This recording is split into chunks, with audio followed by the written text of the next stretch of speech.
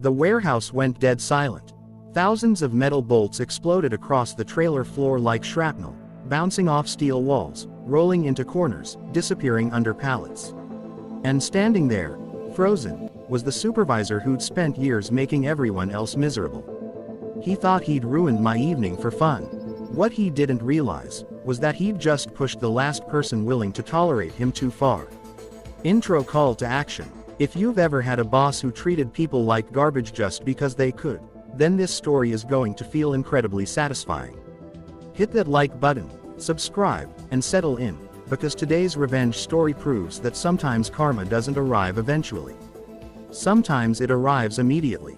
Full narrative expansion. This happened over 25 years ago, back when I was working as a long-haul truck driver. Now, trucking isn't easy work. Most people only see the guy behind the wheel, but they don't see the 14-hour shifts, the missed dinners, the cold service stations at 2 a.m., or the constant pressure to deliver dangerous loads safely. I had an ADR certification too, meaning I was licensed to transport hazardous materials.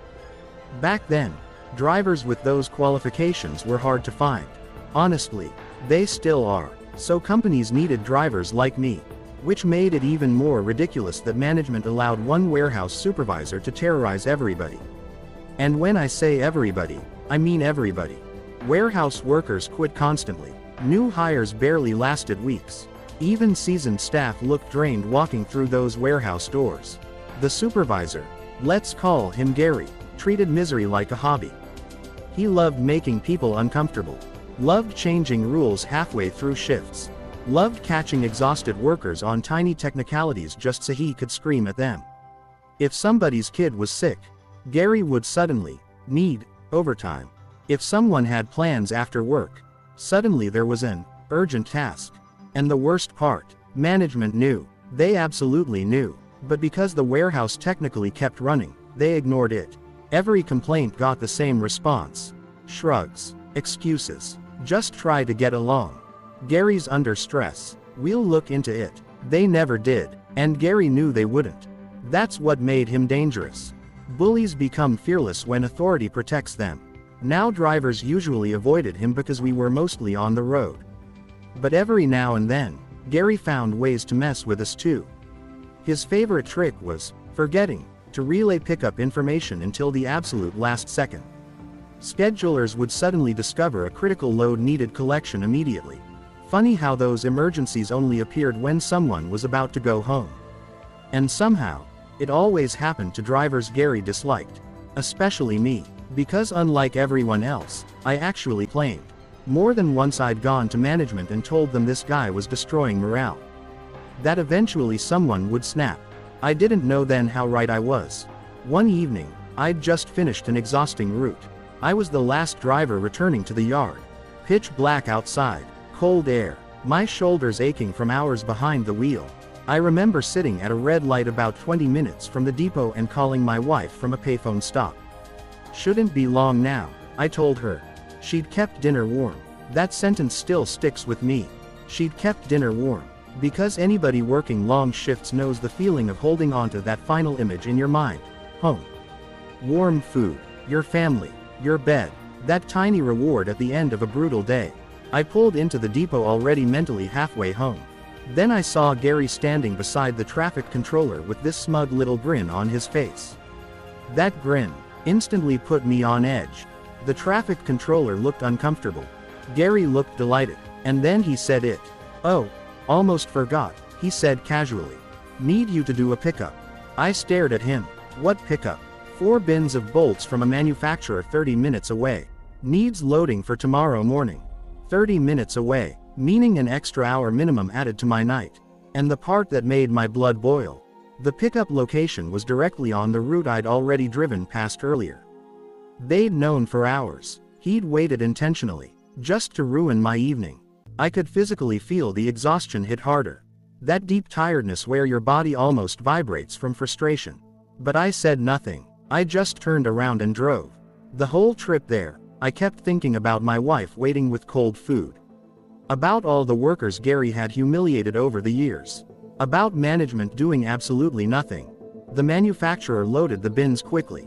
4 small bins. That's all it was. Tiny little steel bolts separated by type and size. Simple cargo, but heavy enough to become a nightmare if mixed together. I strapped them down carefully and headed back. When I arrived, the yard was almost empty. All the warehouse workers had gone home. Only Gary and the general manager were still there. And the second I climbed out of the cab, Gary started laughing. Not normal laughter either. That smug, nasty kind. The kind meant to humiliate. He literally bragged about screwing up my evening.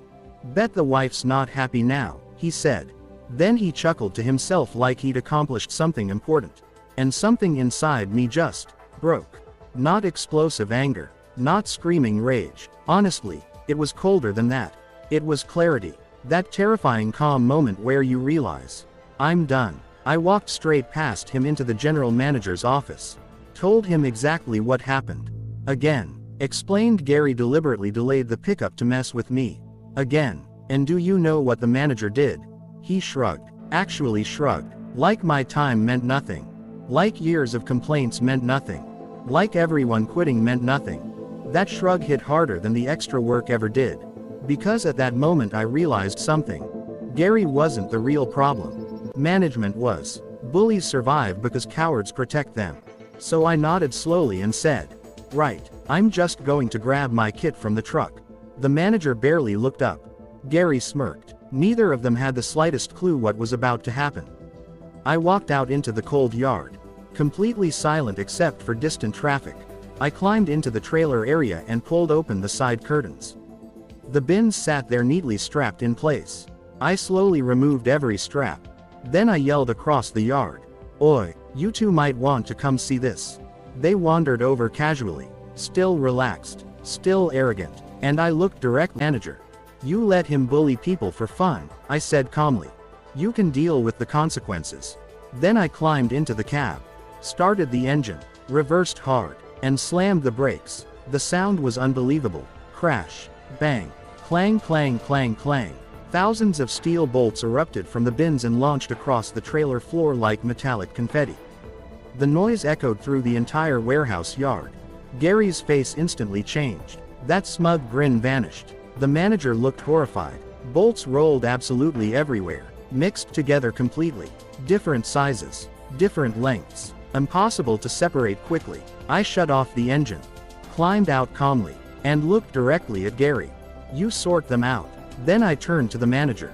And you can stick your job up your ass. I clocked out and walked away. No screaming. No dramatic speech. Just done. Completely done. The cold night air actually felt lighter walking to my car. Like a physical weight had disappeared from my chest. And the funniest part, I wasn't panicking. I wasn't scared. Because drivers were in massive demand back then. Especially qualified ADR drivers. I got home late. Told my wife everything, and the next morning I called an agency. By the following day, I already had a new job. Better pay too. But the best part came later. One of the other drivers called me laughing so hard he could barely talk. Apparently Gary and the general manager had spent 2 hours sorting bolts by hand. 2 full hours crawling around that trailer separating tiny metal pieces into correct bins. Just the two of them.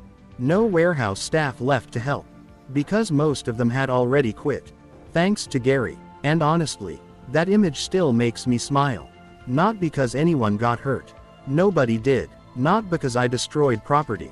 Everything was recoverable. But because for once, the people causing misery had to experience even a fraction of the frustration they inflicted on everyone else every single day. And apparently Gary stopped pulling those little, last-minute emergencies after that. Funny how quickly bullies change when consequences finally arrive. Climactic revenge payoff. The most satisfying part wasn't the bolts hitting the trailer floor. It wasn't Gary's shocked expression.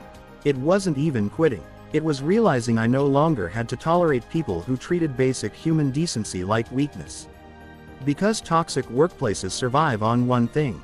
People believing they're trapped. The second someone stands up and says, no more, the illusion cracks. And that night, Gary finally learned that pushing people too far can backfire spectacularly. Reflective wrap-up. Sometimes revenge isn't elaborate. Sometimes it's not years of planning or courtroom drama. Sometimes it's simply giving someone the consequences they've spent years avoiding. And honestly, after decades, I still think they earned every second of those 2 hours. Outro call to action. If this story satisfied your sense of justice, hit that like button and subscribe for more insane Reddit revenge stories. And tell me in the comments, what's the worst boss you've ever had, and did karma ever catch up to them? Trust me, some of the best revenge stories come from real life.